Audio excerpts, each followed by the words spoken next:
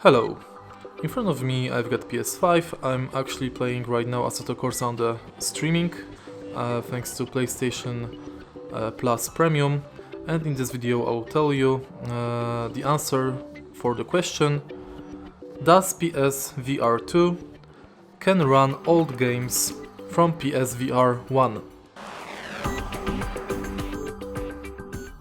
So, in the beginning, there are many games that PSVR2 can run, especially nowadays that the developers are making a lot of new games for the PSVR2 only.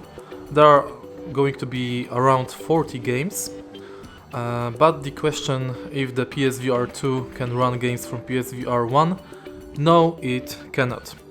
There is no PSVR backwards compatibility on the PSVR2, but some developers, as I said earlier, are deciding to re-release or in some cases remaster the games for Sony's next generation headset.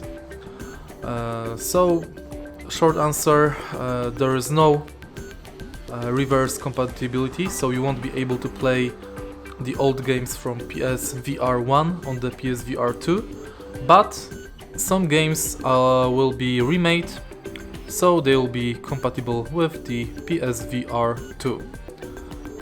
And that's it. If you find this video helpful, please leave like, comment and subscribe.